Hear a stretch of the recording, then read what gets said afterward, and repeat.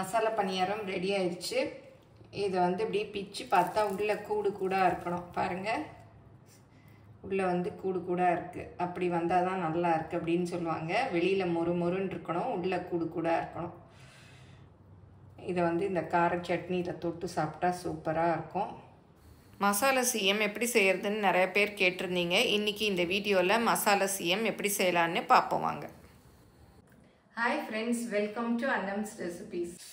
மசாலா பணியாரத்துக்கு தேவையான பொருள் என்னென்னு பார்த்துடலாம்.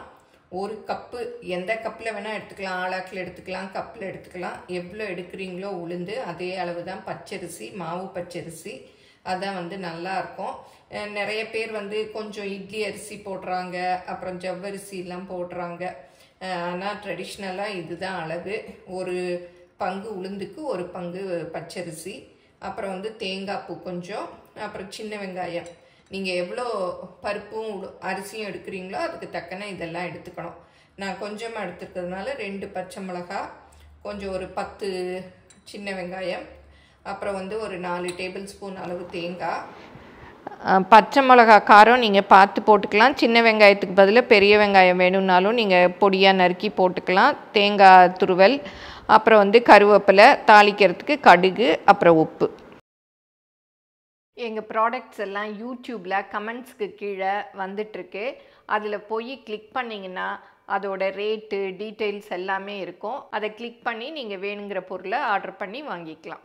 மசாலா பணியாரத்துக்கு ஒரு இந்த சின்னதில் எந்த கப்பில் எடுக்கிறீங்களோ அதே கப்பில் 2ம் சேமாக எடுத்துக்கணும். சிலர் வந்து 1க்கு 3/4 போடுவாங்க, சிலர் 1க்கு 1/2 போடுவாங்க, சிலர் வந்து இட்லி அரிசி கூட போடுவாங்க, ஜவ்வரிசியும் போடுவாங்க. நான் வந்து ட்ரெடிஷ்னலாக இது 2ம் தான் போடுவாங்க. 1க்கு 1 அவ்வளோதான். இப்போ பச்சரிசியும் தலை தடவி எடுத்தேன், உளுந்தம்பருப்பும் தலை தடவி, அவ்வளோதான். இப்போ 2-3 தடவை கழுவிட்டு நல்லா தண்ணி ஊற்றி ஊற வச்சுருக்கேன். நல்லா ஊறினதும் நிறைய போட்டிங்கன்னா கிரைண்டரில் ஆட்டிக்கலாம், கொஞ்சமாக போட்டால் மிக்சியில் ஆட்டிக்கலாம். இப்போ கருவேப்பிலையெல்லாம் கொஞ்சம் பொடி பொடியாக நறுக்கிக்கலாம். அப்புறம் பச்சை மிளகாய், சின்ன வெங்காயத்தையும் அப்படி நைஸாக நறுக்கிக்கணும். சின்ன வெங்காயம் இல்லாதவங்க பெரிய வெங்காயம் கூட போடலாம், ஆனால் சின்ன வெங்காயம் போட்டால் தான் டேஸ்ட் ரொம்ப நல்லாயிருக்கும். அரிசியும் உளுந்தும் பாருங்கள் நல்லா ஊறிடுச்சு. நான் இன்றைக்கி கொஞ்சமாக போட்டிருக்கிறதுனால மிக்சியில் தான் போட்டு அரைக்க போகிறேன். தண்ணி ரொம்ப ஊற்றிடாதீங்க, ஏன்னா நம்ம எண்ணெயில் கிள்ளி தான் விடணும் போண்டா மாதிரி. அதனால் தண்ணி பார்த்து ஊற்றிக்கணும். இப்போ உப்பு போட்டுக்கலாம், கொஞ்சமாக தண்ணி ஊற்றிக்கலாம். அந்த ஊற வச்சுருக்கோம் இல்லையா, அந்த தண்ணியை கொஞ்சம் ஊற்றிக்கலாம். இப்போ அரைச்சாச்சு பாருங்கள், இந்த மாதிரி நைஸாக வெண்ணெய் மாதிரி அரைச்சிக்கணும். தண்ணி ஆயிடுச்சுன்னா கவலைப்படாதீங்க, கொஞ்சம் பச்சரிசி மாவு இருந்தால் போட்டுக்கோங்க. எண்ணெய்க்குள்ளே தான் போட போகிறோம், எடுத்து போடுற பக்குவத்தில் இருக்கணும். இன்னும் வெங்காயம்லாம் போட்டோம்னா இன்னும் நல்லா கெட்டியாயிரும். 1 ஸ்பூன் அளவு எண்ணெய் ஊற்றிக்கலாம். சும்மா தாளிச்சு கொட்டை தான். கடுகு போட்டுக்கலாம். கடுகு நல்லா வெடிச்சிருச்சு. கருவேப்பிலை, பச்சை மிளகாய், இப்போ வெங்காயத்தையும் போட்டுக்கலாம். வெங்காயம் நல்லா வதங்கிடுச்சு. தேங்காய் போட்டுக்கலாம். தேங்காய் போட்டு ரொம்ப வதக்க வேணாம், லைட்டாக அப்படி மிக்ஸ் பண்ணிவிட்டால் போதும். அடுப்பு ஆஃப் பண்ணிடலாம். இப்போ இதை வந்து இந்த மாவில் கொட்டிடலாம். இதை நல்லா மிக்ஸ் பண்ணி விட்டுடலாம். இந்த ஸ்டேஜில் பார்த்துக்கங்க, தண்ணியாக இருந்தால் கொஞ்சம் மாவு கலந்துக்கங்க. அரிசி மாவு இருக்கும் இல்லையா, அந்த மாவு கலந்துக்கலாம்.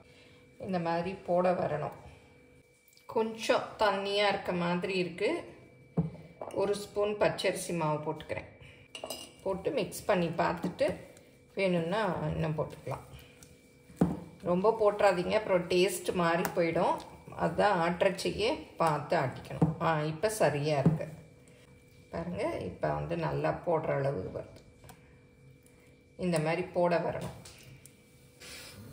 ஒரு பாத்திரத்தில் வந்து தண்ணி வச்சுக்கணும். தொட்டு தொட்டு தான் இதை எடுத்து போடணும். அப்போ தான் வந்து ஒட்டாமல் நல்லா வரும். நீங்களும் சுவையாக சமைக்கணுமா, எங்கள் மசாலா பொடிகளை யூஸ் பண்ணி பாருங்கள். அதெல்லாம் வாங்கணுன்னா ஸ்க்ரீனில் வர்ற வெப்சைட்டுக்கும் வாட்ஸ்அப் நம்பருக்கும் போய் ஆர்டர் பண்ணிங்கன்னா நீங்கள் வேணுங்கிறத வாங்கிக்கலாம்.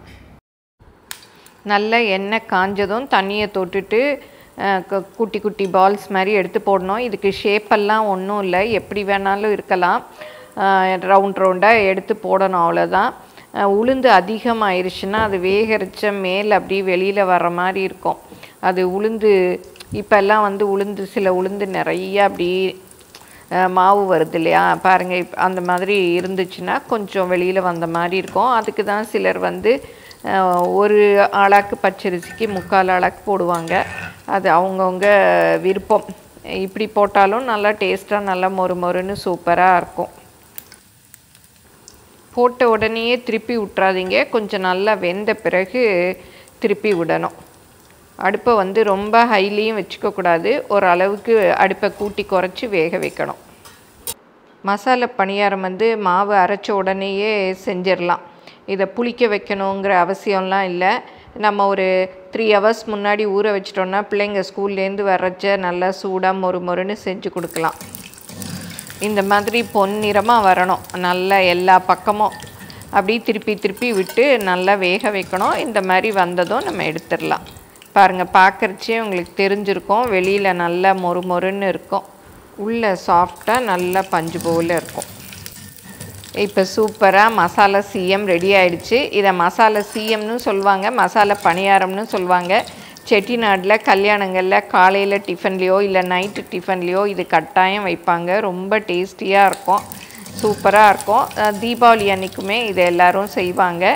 நீங்களும் எல்லோரும் ட்ரை பண்ணி பாருங்கள். நல்லா அரைக்கணும், கொஞ்சம் அரைப்படாமல் இருந்தாலும் வெடிக்கும்னு சொல்லுவாங்க. அதனால் பார்த்து நல்லா அரைச்சிட்டு போடுங்க.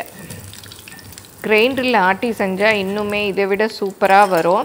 நான் இன்றைக்கி கொஞ்சமாக போட்டிருக்கிறதுனால மிக்சியில் ஆட்டி செஞ்சேன். இதை வந்து பேச்சுலர் பிகினர்ஸ் எல்லாம் வந்து செஞ்சுக்கலாம். இன்னொரு நாள் நம்ம கிரைண்டரில் ஆட்டி எப்படி செய்யலாங்கிறத பார்ப்போம். மசாலா பணியாரம் ரெடி ஆயிடுச்சு.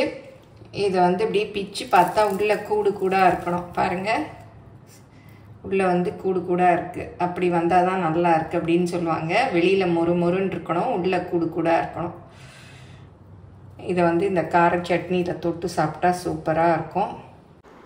மசாலா சிஎம் உளுந்த வடைக்கும் போண்டாக்கும் தம்பின்னு கூட சொல்லலாம். அரிசி பருப்பு ரேஷியோ தான் முன்ன பின்ன வரும். நீங்கள் எல்லாருமே செஞ்சு பாருங்கள், ரொம்ப நல்லாயிருக்கும். ஏன்னா இது வந்து நம்ம எந்த ஷேப்பில் வேணாலும் போடலாம். வடைன்னா நம்ம தட்டி போடணும், அதெல்லாம் இது வந்து சும்மா அப்படியே எடுத்து மாவை எண்ணெயில் போடுறது தான். எல்லோரும் செஞ்சு பாருங்கள், எப்படி வந்ததுன்னு உங்கள் கமெண்ட்ஸை சொல்லுங்கள். பிடிச்சிருந்தால் லைக் பண்ணுங்கள், எங்கள் சேனலை மறக்காமல் சப்ஸ்கிரைப் பண்ணுங்கள், உங்கள் ஃப்ரெண்ட்ஸுக்கும் ஷேர் பண்ணுங்கள். ஃபேஸ்புக் இன்ஸ்டாகிராமில் அன்னம்ஸ் ரெசிபீஸை ஃபாலோ பண்ணுங்கள். தேங்க்யூ.